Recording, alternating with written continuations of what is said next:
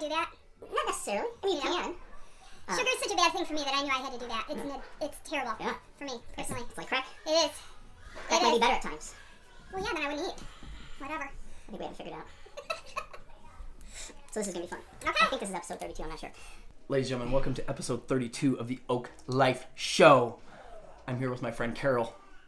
Say hello. Hi.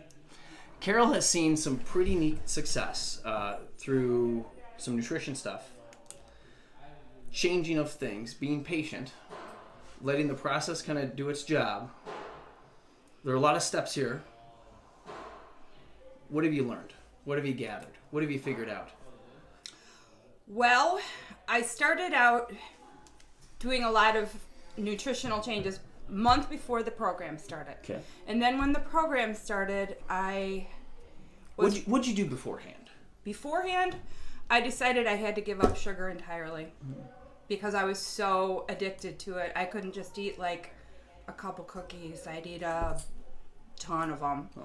And I think that's why the Girl Scouts put them in a row. I mean, this makes it easy to carry. Plus, I was a night eater after work because I wouldn't eat right at work all day, and then I'd just be eating, and I just put on a ton of weight with school, with stress and everything, so I decided I had to do something. So I found you guys, and I made those promises to myself to eat better. Good. And I've kept them. So, yeah, that's what I've done. So that now in the last few months, what successes have we had? What weight have you lost? I've lost 22 pounds. Nice. I have... What really helped me was I just had to write it down every day. It seems silly, and I didn't do it online. I did it on paper because I don't have time to fiddle with the online So stuff. people still write stuff on paper? Yeah. Crazy. And I have a real calendar too, but Just like I'm we did of in that the 80s. age. Oh, Yeah. exciting. I'm of the age.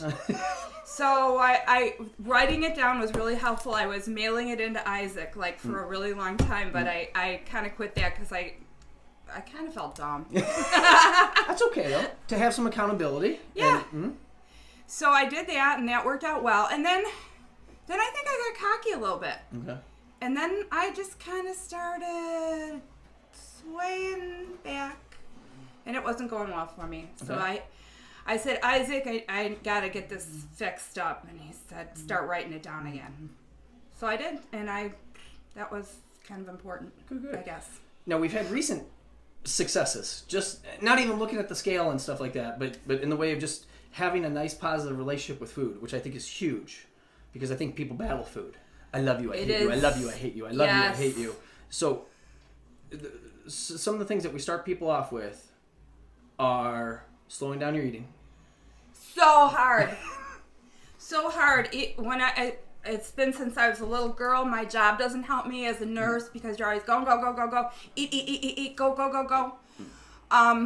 Hardest thing in the world for me. And the more effort I put into it and the more thought I put into it, the more I realized if I could really do the 80% and the slowing down my eating, that's going to save me from making all these mistakes in the long haul. So I'm putting a lot of effort into it all the time. I'm not always successful, but I just had a success on Saturday or Sunday. And I was like so stoked. And what was a success? This was... Because it doesn't sound like a huge thing, but it's a huge thing. It's huge to me. I packed my lunch for work, and I had this big salad, and it was a really good salad, and normally I just eat that whole darn thing right up. It's good. So this time I'm sitting in my office, and I'm eating, and I'm thinking, okay, am I full? I think I am. I can do this. I can put this away. And just the act of saying, yeah, I can do it. And then knowing I had it for later if I wanted it, I was good. And I did that same thing with a yogurt. So silly, so little, but so huge to me. I know I get stoked over little things. No, that's awesome. Was big. That's awesome. I think it's really hard for people, because again, they go back to that love-hate thing of food.